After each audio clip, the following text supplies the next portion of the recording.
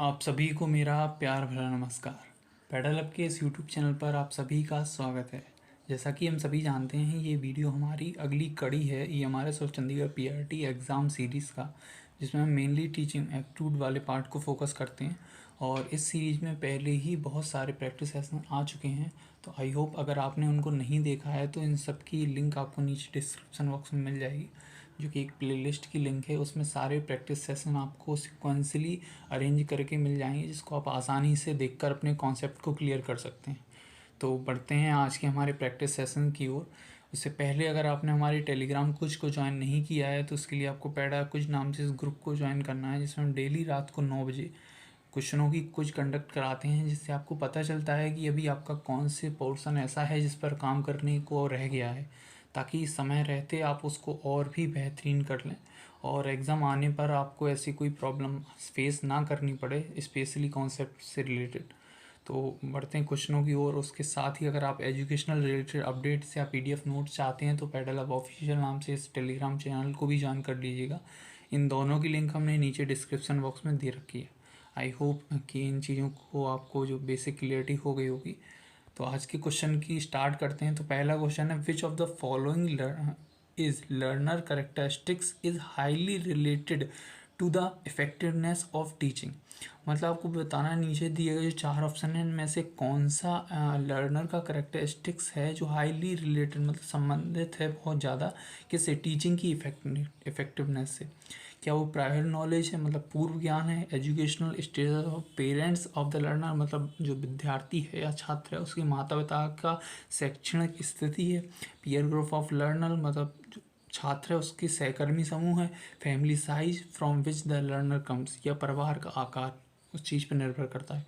तो मेनली जो अगर बात करें कि लर्नर के करेक्टरिस्टिक्स की या उसके गुण की, जो किससे संबंधित होना चाहिए, जो संबंधित है आपका शिक्षण की गुणवत्ता से या शिक्षण की प्रभावशीलता से। तो मेनली जो इसमें आएगा वो आएगा आपका प्रायर नॉलेज।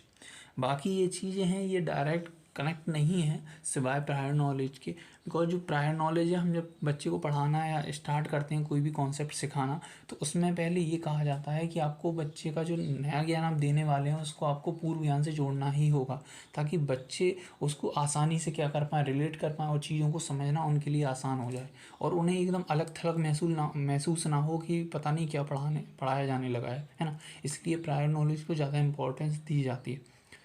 आई होप कि आपको क्लियर हो गया होगा। बढ़ते हैं अगले क्वेश्चन की ओर कि restlessness and poor attention are the characteristics associate with which of the given disability. मतलब आपको ये बताना है कि नीचे दिए गए 4 डिसेबिलिटी में से कौन सी बेचैनी और ध्यान में कमी की ओर इंगित करती है। क्या वो ASD है, ADHD है या डिसलेक्सिया है या नन है। तो आपको यहाँ की पॉइंट जो दिए गए हैं वो है रेस्टलेसनेस और पुअर अटेंशन, मतलब अटेंशन की बिल्कुल ध्यान में कमी दिख रही है। तो इससे सीधा हमें पता चलता है कि ADHD का बच्चा है, मतलब attention deficit hyper activity disorder. इसके नाम में ही सारी चीज़ें लिखी हैं। आई होप मैं एक चीज़ और कहना चाहूँगा यहाँ पे कि आपको इनके फुल फॉर्म भी याद करके, कई बार ऐसा होता है कि एग्ज़ाम में फुल फॉर्म ही पूछ लिए जाते हैं, तो आपको फुल फॉर्म की भी नॉलेज होनी चाहिए। डिसलेक्सिया आपको पता है क्या होता है। डिसलेक्सिया में बच्चा रीडिंग रिलेटेड प्रॉब्लम बच्चे के अंदर आती है, उसमें मिरर इमेज का कॉन्सेप्ट बनता है। जैसे मान के चलो आपने D लिखा तो इस तरीके से ये बनता है, मतलब उसमें मिरर इमेजिंग की थोड़ी प्रॉब्लम आती है जिस वजह से बच्चा रीडिंग नहीं कर पाता है, इसे डिसलेक्सिया के अंदर लाया जाता है। बढ़ते हैं अगले क्वेश्चन की ओर कि which of the following is not the characteristics of a well adjusted individual. मतलब नीचे दिए गए में से कौन सा करेक्टरिस्टिक्स है, नहीं है जो समायोजित व्यक्ति की विशेषता को नहीं दर्शाता। Emotional stability, depend in others for decision making, free from any kind of stress या पोलाइट एंड काम नेचर। मतलब आपको बताना है कि इनमें से कौन सा नहीं आता इसके अंदर। क्या वो भावात्मक स्थिति है, या वो निर्णय लेने के लिए दूसरों पर निर्भर रहना है, किसी भी प्रकार के तनाव से मुक्त है, या विनम्र एवं शांत स्वभाव है। तो पहले आप 2 मिनट के लिए इसको पॉज कर सकते हैं और अपना आंसर दे सकते हैं, जिससे आपको भी कॉन्सेप्ट की क्लियरिटी पता चले कि आपको कितना क्लियर है। आई होप कि आपने अपना आंसर दे दिया होगा। तो इसका जो मेनली इसमें नहीं आता है वो है आपका ऑप्शन नंबर 2, जो कि लिखा है आपका depend on in others for decision making.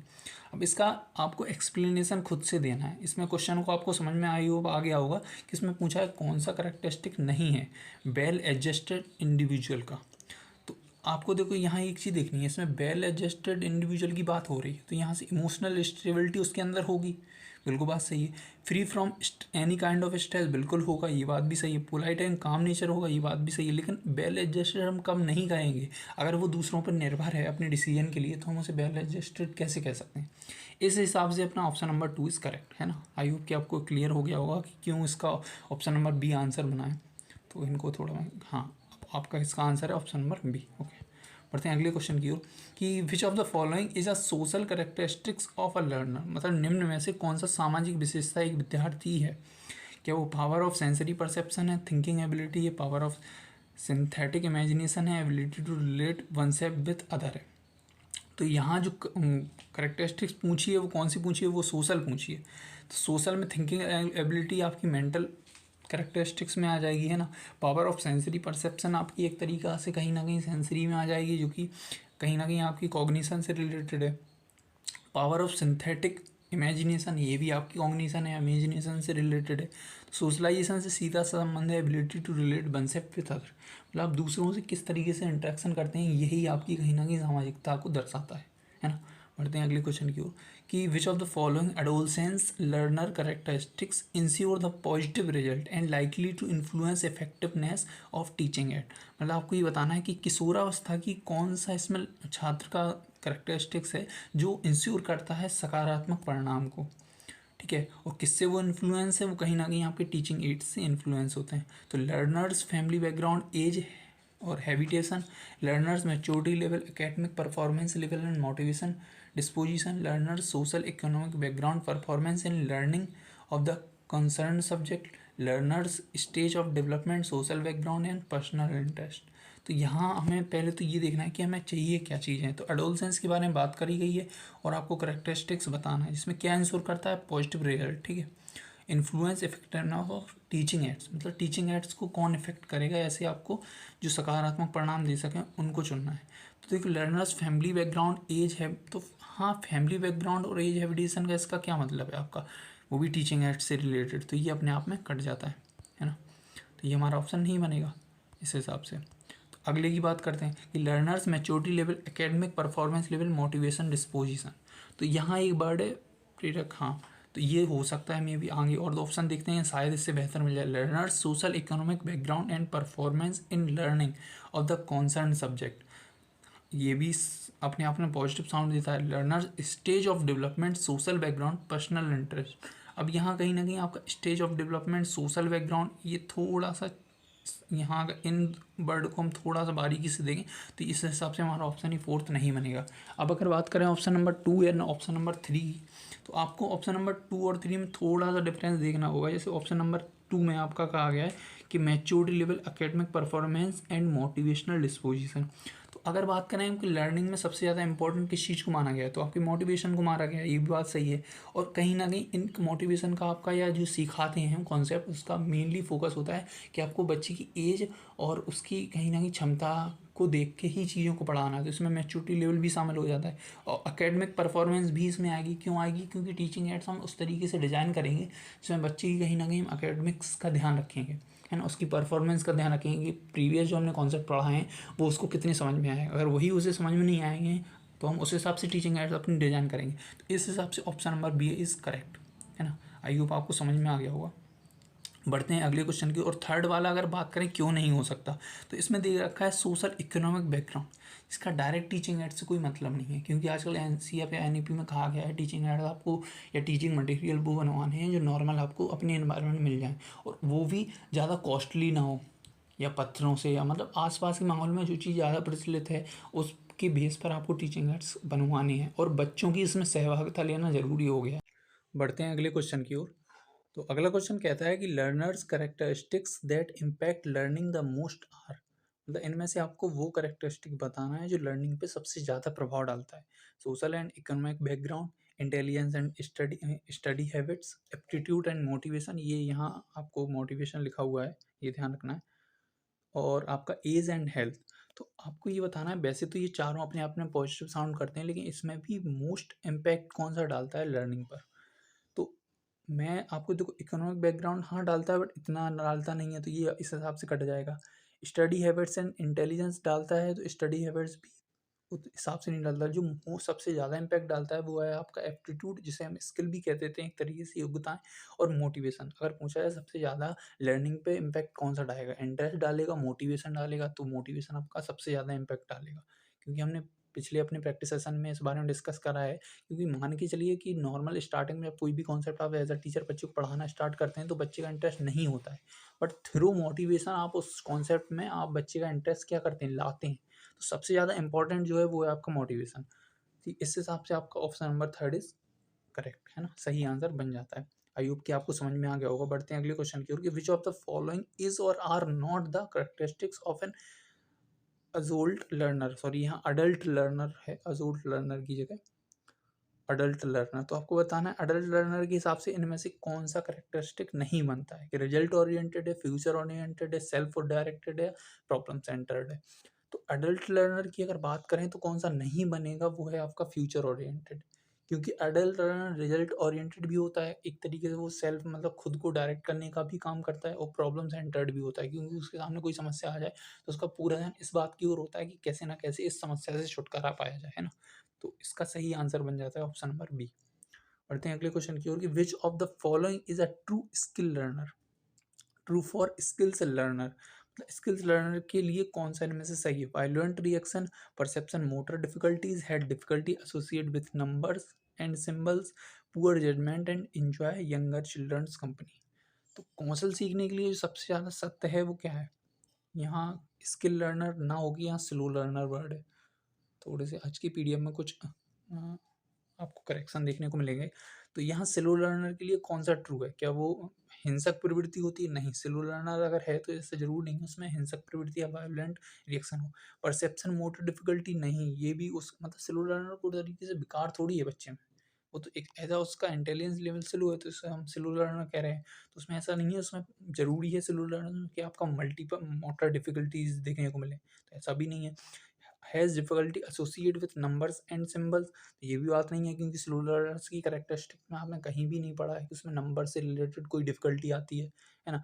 But जो स्लो लर्नर होगा वो पुअर जजमेंट होगा, साथ ही साथ अपने यंगर मतलब अपने से छोटे के साथ कंपनी में रहना पसंद करेगा। ठीक है, कई आपने ऐसे बच्चों को भी देखा है जो होते तो बड़े हैं लेकिन खेलना वो छोटों के साथ पसंद करते हैं, तो हम उन्हें एज अ स्लो लर्नर की कैटेगरी में डिवाइड करते हैं। बढ़ते हैं अगले क्वेश्चन की ओर कि method use to organise classroom activities and instruction creating happy and productive learning environment are known as.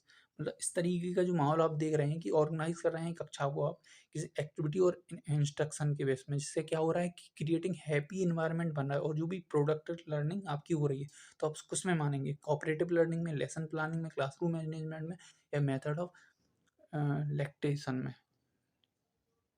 यहाँ लेक्टेशन ना होकर यहाँ थोड़ा सा लोकेशन है।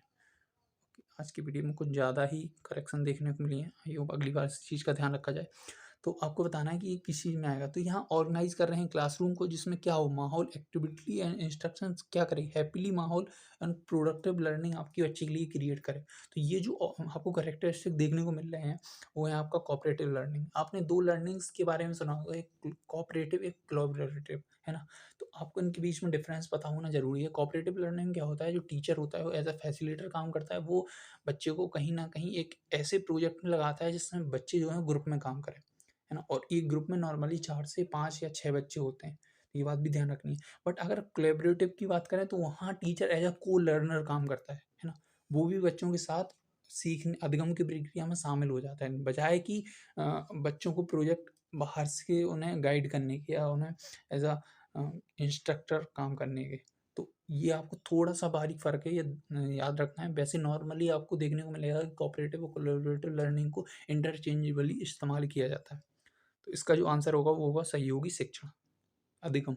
बढ़ते हैं अगले क्वेश्चन की ओर कि in order to create a conducive learning environment is it important to, मतलब क्या इंपॉर्टेंट है अनुकूल माहौल बनाने के लिए और सीखने के लिए उपयुक्त हो। Minimise opportunity for self learning, नहीं, हमें मिनिमाइज तो चीज़ें करनी ही नहीं है, हमें उन्हें ज़्यादा से ज़्यादा अवसर प्रदान करने हैं। Give chance for self assessment, promote competition, नहीं, कंपटीशन को भी प्रमोट नहीं करना है। फॉलो स्टैंडर्डाइज करिकुलम, नहीं, स्टैंडर्डाइज करिकुलम हमें फॉलो नहीं करना है, बल्कि बच्चे की नीड के अनुसार हमें चीज़ों को लचीला बनाना है। तो इसका जो सही आंसर है वो सेल्फ असेसमेंट को हमें क्या देना है, प्रमोट करना है कि बच्चे खुद का असेसमेंट ज़्यादा से ज़्यादा करें ताकि उन्हें खुद की कमियों को जायज़ा करने का एक मौका मिले। अगला क्वेश्चन कहता है कि what instructional adaptation should a teacher make while working with student who visually challenge. मतलब कोई दृष्टिबाधित बच्चे हैं तो उनके साथ टीचर को किस तरीके का व्यवहार करना चाहिए या किस तरीके से अनुकूल करनी चाहिए, परिवर्तन लानी चाहिए। Use a variety of visual perception presentation. देखो विजुअली जब चैलेंज है तो हम विजुअल प्रेजेंटेशन क्यों लाएंगे, है ना, ये समझने वाली बात है। Orient herself so that student can watch her. तो यहाँ जब विजुअली चैलेंज है तो वॉच वाला कोई काम बनेगा नहीं। Focus on variety of रिटिन task कैसे हो सकता है जब वो विजुअली देख ही नहीं सकता, दृष्टिबाधित है। Speak clearly, use a lot of touches and feel material. हाँ, ये बात जरूरी है कि जो दृष्टिबाधित बच्चे हैं उन्हें हम बहुत अपनी वॉइस को क्लियर रखेंगे, साथ ही साथ उन्हें टच और फील वाले बहुत सारे टीचिंग मटेरियल प्रोवाइड करने की कोशिश करेंगे, है ना। तो चलते हैं अगले क्वेश्चन की ओर। Naman insist on sitting too close to the background blackboard and hold a book very closely with to his eyes while reading. What should a teacher do for Naman in such a case? मतलब नमन एक ऐसा बच्चा है जो black board के बहुत पास बैठता है, साथ ही साथ वो क्या है, बुक को बहुत पास से पकड़ता है जिससे उसे आसानी से चीज़ें दिख जाएं। तो इस तरीके के नमन के व्यवहार पे टीचर क्या रिएक्शन करेगा? पनिश करेगा नमन को? नहीं, पनिश तो हमें करना ही नहीं है। Seek professional support. अभी प्रोफेशनल सपोर्ट कैसे, सॉरी यहाँ क्या लगेगा, seek professional support to check for low vision. हाँ, ये बन सकता है कि उसकी जब इस हरकत पे या इस एक्टिविटी पे टीचर क्या करेगा, कहीं ना कहीं उसकी आंखों की जांच कराएगा, वो भी एज अ प्रोफेशन प्रोफेशनल से, है ना। Send report card, poor score नहीं, अभी क्यों भेजेगा वो तो उसकी पहले समस्या जाननी चाहिए एज अ टीचर उसको। सीम नमन टू स्पेशल स्कूल क्यों भेजेगा जब उस स्पेशल स्कूल इंक्लूसिव एजुकेशन इस बात को बढ़ावा देती नहीं है कि आप किसी बच्चे को उसकी थोड़ी सी चेंजेस के बेस पे आप उसे स्पेशल स्कूल में भेजें, है ना। इसको ही तो हटा के आपकी समावेशी शिक्षा लाई गई है। तो इस हिसाब से आपका option number second is the correct answer of this question, है ना। तो ये थे आज के हमारे बेहतरीन क्वेश्चन। आई होप कि आपने एंजॉय किया होगा इन क्वेश्चनों को, आपको पसंद भी आए होंगे, लगे होंगे कि क्वेश्चन में थोड़ा सा लेवल अप करके आपके सामने लाए जा रहे हैं जिससे आपकी कॉन्सेप्ट की अंडरस्टैंडिंग को बेहतर किया जा सके। तो इस तरीके से आप बाकी प्रैक्टिस सेशन भी देख लीजिएगा जिसमें हमारे चंडीगढ़ पीआरटी का और जो ये हमारे टीचिंग एप्टीट्यूड वाले प्लेलिस्ट सेपरेटली आपको मिल जाएंगे। साथ ही साथ DTEL प्लस भी पीआरटी की भी प्लेलिस्ट हमारे चैनल पर उपलब्ध है, आप उससे भी अपनी प्रैक्टिस को बेहतर कर सकते हैं। तो मिलते हैं अपने नेक्स्ट प्रैक्टिस सेशन में। आई होप तब तक आप अपने कॉन्सेप्ट को रिवाइज करेंगे और भी प्रैक्टिस करेंगे। तो अपना ख्याल रखिए, खुश रहिए, मस्त रहिए और अपनी तैयारी को बेहतर करिए। Bye bye, take care.